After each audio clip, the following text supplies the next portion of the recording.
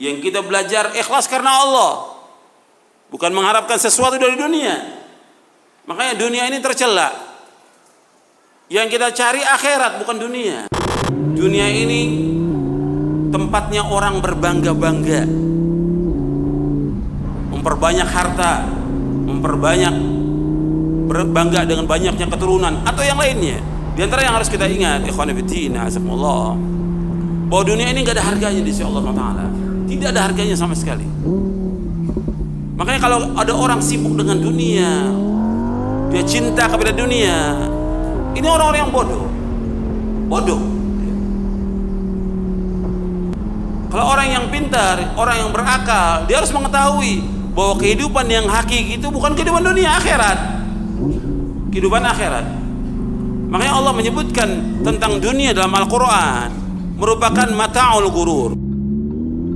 Allah sebutkan dalam ayat ini 4. Ya, saya sebutkan seperti ini supaya gampang antum catat, supaya mudah. Ya, 4 Allah sebutkan dalam ayat ini. Yang pertama Allah sebutkan setiap jiwa pasti akan mati. Semua manusia pasti akan mati, pasti mati sudah. Siapapun dia, dia orang kaya, orang miskin, raja, siapa saja pasti akan mati. Kemudian yang kedua, wa innama tuwaffawna ujurakum yaumal qiyamah. Sesungguhnya akan disempurnakan ganjaran kalian pada hari kiamat. Artinya ganjaran yang kita lakukan dari amal-amal soleh itu nanti akan dilipat gandakan nanti pada hari kiamat. Berlipat ganda. Sama juga perbuatan dosa dan maksiat, seperti itu juga. Sekarang dibalas, tapi akan disempurnakan balasannya nanti pada hari kiamat atas perbuatan dosa dan kezaliman yang mereka lakukan di muka bumi ini. Kemudian yang ketiga Allah sebutkan faman zuhzi'a 'anil nari wa udkhilal jannata faqad faz. Barang siapa yang dijauhkan dari api neraka dimasukkan ke surga, dia adalah orang yang sukses. Jadi ukuran sukses yang sebenarnya, yang hakiki, yaitu nanti di hari kiamat. Yang dikatakan sukses adalah orang yang dijauhkan dari api neraka dimasukkan ke surga, mereka adalah orang sukses. Bukan sekarang. Orang yang sukses menurut Al-Quran adalah orang yang dijauhkan dari api neraka dimasukkan ke surga. Itu sukses. Tapi kalau kita lihat sekarang, yang dikatakan sukses itu orang yang banyak hartanya, orang yang kaya, orang yang punya titel, orang yang punya kedudukan, orang yang punya jabatan, orang yang rumahnya gede, luas, mobilnya banyak, itu sukses. Tidak. Bukan orang yang sukses. Orang yang sukses yang sebenarnya itu adalah orang yang dijauhkan dari api neraka dimasukkan ke surga, itu sukses. Bukan ukurannya harta yang banyak, bukan.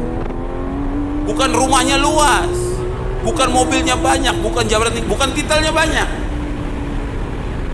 Tapi ukuran manusia di muka bumi ini ukurannya apa? Ukuran itu. Jadi ahsab ahli dunia al-mal, kata Rasulullah. Ukurannya, hitungan manusia di muka bumi harta. Kalau hartanya banyak, sukses dia. Kalau dia kaya, sukses. Tidak. Menurut Al-Quran, yang dikatakan sukses yang hakiki, yang sebenarnya kalau dia dimasukkan ke surga. Kalau kita lihat yang pertama kali orang yang sukses, para nabi dan para rasul, mereka adalah orang yang sukses. Yang kedua, para sahabat.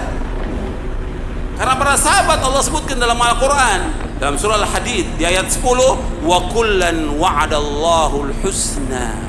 Mereka semua kami jamin dengan surga. Semuanya. Sama seperti surah At-Taubah ayat 100. Oh, para sahabat dijamin Allah dengan surga. Semuanya. Wa kullan wa'adallahu al-husna. Kata Syekh Abdurrahman bin Nasir As-Sa'di dalam Taisir Karimur Rahman fi Tafsir Kalamil Mannan, ketika menyebutkan ayat ini wa kullan wa'adallahu al-husna, wa semua para sahabat dijamin dengan surga. Mereka adalah orang yang ayat yang menyebutkan tentang kehinaan dunia banyak. Allah nggak pernah menyebutkan pujian kepada dunia, tidak pernah. Dan Rasul SAW tidak pernah menyebutkan tentang pujian kepada dunia, semua celaan. Zammud dunia. Maka Imam Ibnu Dunya punya kitab namanya Zammud dunia, celaan kepada dunia. Nggak ada pujian, celaan. Zammud dunia. Kita lihat penjelasan Al-Imam Ibnu Qayyim. Antum lihat di buku Tazkiyatun Nufus di halaman 109 dan seterusnya. Di buku Tazkiyatun Nufus halaman 109 dan seterusnya.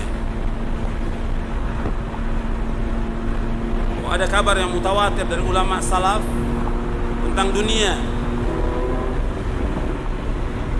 Kata Imam Ibnu Qayyim wa qalu innama kana hubbu dunya ra'sul khataya wa mufsidan lid-din min wujuh.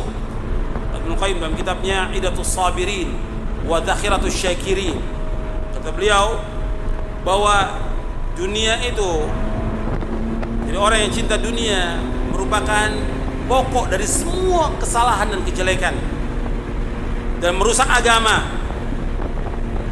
Ditinjau dari beberapa segi. Yang pertama, antum lihat di halaman 110.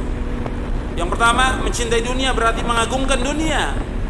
Padahal dunia ini sangat hina di mata Allah. Termasuk dosa yang paling besar mengagungkan sesuatu yang direndahkan oleh Allah Taala.